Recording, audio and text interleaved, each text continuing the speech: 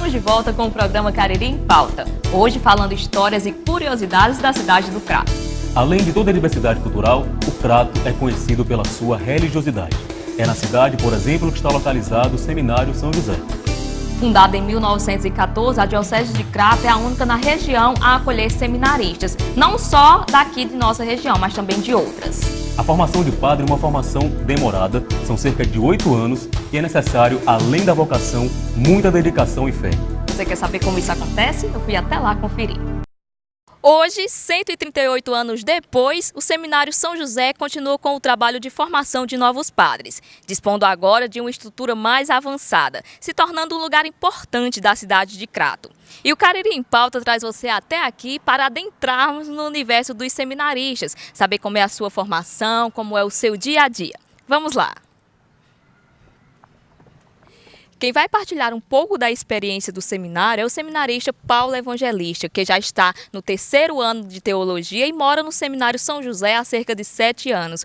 Bom dia, Paulo. Seja bem-vindo ao Cariri em Pauta. Paulo, o Seminário São José ele já está com mais de 100 anos de existência. Qual a importância histórica disso para vocês? Muito bem, não só para nós, mas para toda a região, né?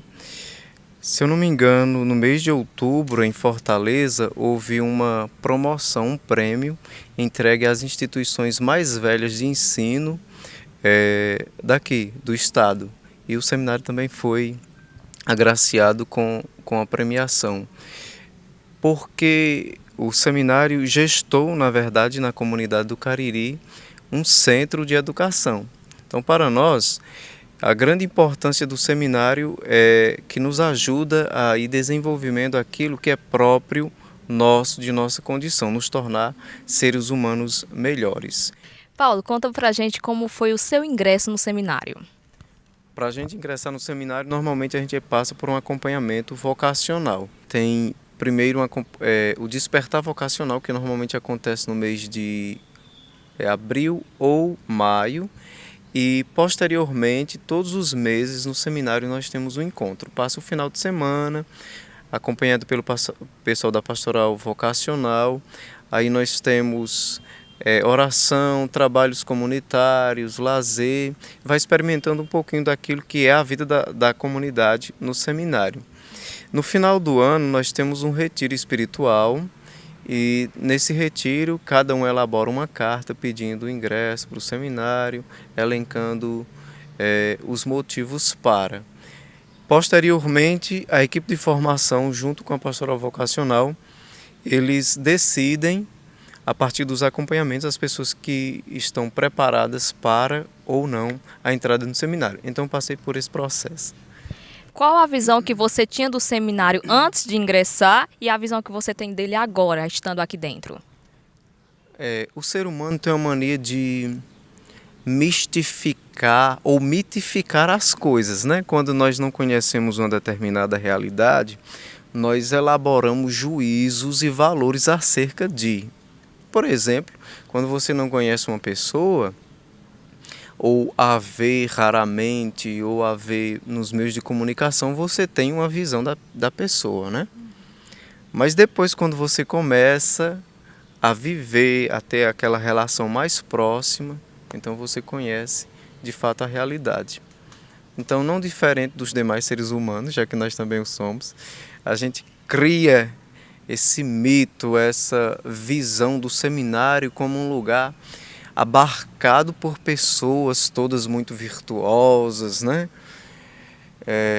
Propensas ao bem, mas quando a gente entra no seminário, com o passar do tempo você vai percebendo que também essa comunidade não difere do resto das comunidades por onde a gente passa. Onde existe ser humano, existe aquelas problemáticas da relação, mas também é um lugar propício para o crescimento. De qualquer forma, a gente pode dizer o que eu já disse para meu pai muitas vezes. Mesmo que eu saísse do seminário, não chegasse a ser ordenado, mas depois do seminário você nunca mais é o mesmo. Tanto pelos estudos como pela vida comunitária, que exige de você mudanças às vezes radicais, para se tornar melhor, para viver melhor na relação com os outros. Então, esta é um pouco da vida de um seminarista. Paulo, muito obrigado por ter partilhado a sua vocação com o Cariri em Pauta. Esperamos que você de casa tenha gostado. Voltamos agora aos nossos estúdios. A religiosidade faz parte da história da cidade do Crato. Um dos fatos mais importantes do município aconteceu com o massacre de centenas de pessoas no Caldeirão de Santa Cruz do Deserto, conhecido como Caldeirão do Beato José Lourenço. Quem vai contar como aconteceu este fato para a gente é a repórter Aline Campos.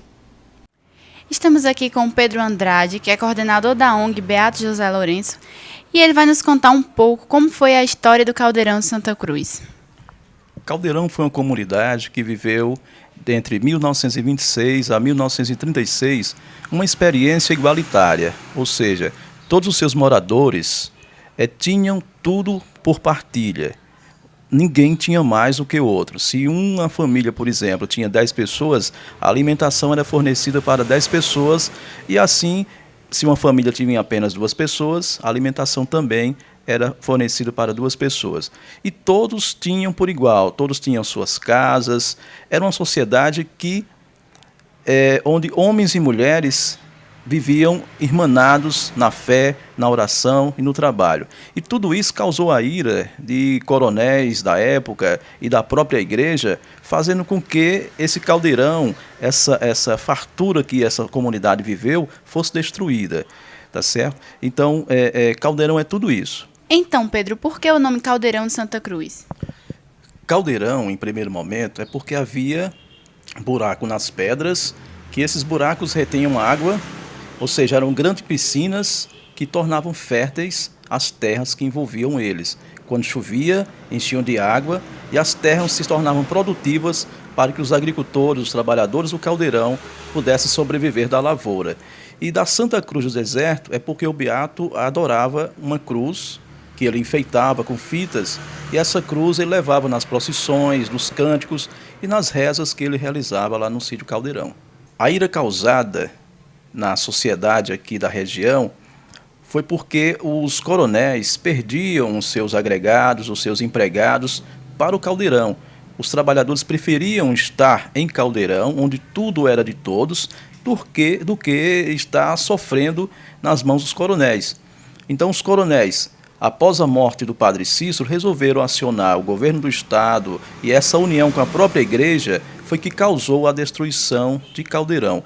E foi o primeiro massacre aéreo que aconteceu, que se tem história notada aqui no Brasil. Após a destruição do Caldeirão, porque o Beato ele não faleceu em Caldeirão, o Beato conseguiu fugir para a Serra. Posteriormente, ele foi para Exu, no Rio, em Pernambuco, melhor dizendo, onde ele conseguiu montar mais uma vez uma comunidade, mas não no porte de Caldeirão. Era uma comunidade pequena, que só realmente os mais próximos dele, que viveram essa experiência, mais uma vez, no sítio União, em Exu, Pernambuco. Mas aí ele veio falecer em 1946, de peste bubônica, e pôs fim, assim melhor dizendo, em essa Irmandade da Santa Cruz do Deserto. E atualmente, como é que se encontra esse local que foi o Caldeirão de Santa Cruz? Tem-se notícia de que as terras que envolvem o Caldeirão são apenas a igreja e algumas ruínas, hoje pertencem à igreja, ou melhor dizendo, à Prefeitura do Crato, porque as terras maiores em volta do que constituía-se o Caldeirão, ainda hoje pertence à igreja salesiana. Somente o espaço da igreja e das ruínas é que foi passado para a Prefeitura do Crato. Muito obrigada, Pedro Andrade, e voltamos agora para o estúdio. Uma das áreas mais movimentadas do Crato é a estação da Refesa. É na Refesa que se concentra grande parte das manifestações culturais que acontecem na cidade do Crato. E nós vamos contar um pouco dessa história para você. Confira.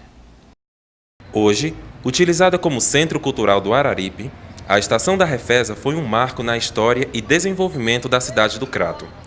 Inaugurado em 1926, com a presença do padre Cícero e a chegada do primeiro trem. Na Refesa funcionava o terminal da linha prolongada da antiga estrada de ferro de Baturité.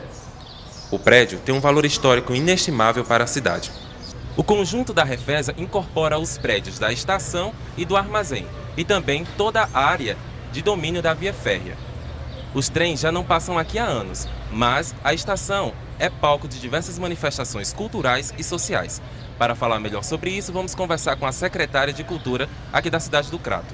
A Refesa é um espaço de convergência cultural, né, que hoje abriga várias tribos que vêm aqui aportar, né, com seus saberes e seus fazeres. Então aqui todos os dias nós temos diversos galeras, né, participando aqui do movimento, e essa Refesa tem uma importância muito grande no cotidiano da cidade, né? Primeiro, ela é um cartão postal, né, da cidade, porque ela abriga esses monumentos que são monumentos patrimoniados, né, monumentos que fazem parte da história do município do Crato, né, uma vez que era aqui que as pessoas partiam e as pessoas chegavam na cidade, né, e a partir disso, né, se criou essa movimentação e virou esse centro cultural que hoje é esse grande centro de convergência, onde a Secretaria da Cultura desenvolve diversas ações, como oficinas, exposições, shows musicais, tem um local para as pessoas se encontrarem, um restaurante, e a partir disso a gente vai fazendo essas ações e outras que são também encabeçadas por pessoas que vêm também desenvolvendo ações culturais dentro do município. Quando o assunto é ecologia, a cidade do Crato também é considerada uma referência. O município está localizado na encosta da Chapada do Araripe. A Floresta do Araripe possui uma diversidade de paisagens naturais e é um dos locais mais importantes para a preservação da Mata Atlântica. Quem esteve no Geoparque Araripe vai contar um pouco sobre o trabalho desenvolvido pela instituição é o repórter Vitor Maia. Bom dia, Edwin. Estamos aqui na sede do Geoparque Araripe, na cidade do Crato. Este lugar que é responsável por conservar uma área de aproximadamente 3.796 km². E para falar mais sobre o assunto, a gente está aqui com o secretário executivo do Geoparque. Então, secretário Nivaldo Soares, eu queria que você explicasse para a gente o que é o projeto Geoparque. O projeto Geoparque é uma iniciativa que começou com a Unesco e alguns países europeus no sentido de reconhecer a importância geológica de alguns territórios a nível do mundo. E a bacia sedimentar do Araripe registra uma série de aspectos que mostra toda uma formação geológica, além de conter uma população em cima desse território e uma biodiversidade bastante expressiva, além de toda uma biodiversidade e uma riqueza de recursos hídricos. E quais são os principais objetivos do Geoparque? O Geoparque trabalha acima de tudo com o desenvolvimento regional sustentável. Nós temos buscado diversos parceiros no sentido de que eles entendam que esse processo de desenvolvimento tem que se dar considerando toda essa riqueza que temos aqui nesse território e para que esses aspectos sejam preservados e que gerações futuras possam ter o direito de conhecer essa área que, nos seus registros, mostram, desde o período Cretáceo, uma série de acontecimentos, de eventos geológicos que aconteceram aí há cerca de 120 milhões de anos atrás, com uma perfeita condição de qualquer cientista e até leigos fazer uma leitura fácil desses registros. Qual o papel do Geoparque para o desenvolvimento da região? A busca dos parceiros é no sentido de fazer com que esse desenvolvimento aconteça de uma forma sustentável, ou seja, reconhecendo esse patrimônio natural que dispomos aqui, além da população e dos outros aspectos naturais do território. Agora, para isso, há todo um processo de educação que o Geoparque desenvolve junto aos diversos parceiros, as escolas, as instituições de ensino, uma relação forte também com as instituições de ensino superior, do empresariado, que desenvolve as mais diversas atividades, no sentido de que tudo isso estejam muito conectados a esse desenvolvimento sustentável, na busca de se ter um ambiente cada vez mais diferenciado e que esses registros todos possam ser conservados por muito e muito tempo, né? O senhor sabe informar qual o número de visitantes que o Geoparque recebe? O território como um todo, nós trabalhamos hoje com 9 geossítios, né, que tem esse reconhecimento internacional. O Geoparque é um espaço aberto à visitação permanente de todas as pessoas em todos os horários. Então não há um controle efetivo disso no momento. Nós temos registro, por exemplo, do Museu de Paleontologia em Santana, que recebe um número significativo de visitantes. Mas nos demais, nós não temos esse número com precisão, mas com certeza um grande número, e a busca no sentido de fazer com que cada vez mais a região seja conhecida através desse turismo sustentável, com a difusão de informações a respeito desse patrimônio natural. Muito obrigado, secretário Nivaldo, e a gente volta com você, Edwin. O programa Cariri em Pauta é produzido pelos alunos do curso de jornalismo da Universidade Federal do Cariri, UFCA, em parceria com a TV Verde Vale. Também recebemos o apoio cultural das empresas Lojas Casa Bonita e também a BSG Birô de Serviços Gráficos. No programa de hoje nós contamos histórias e curiosidades da cidade do Crato. E queremos mais uma vez agradecer a audiência de você que está em casa. No próximo sábado estaremos de volta com mais um Cariri em Pauta e mais uma vez contamos com a sua audiência. Muito obrigado e até lá.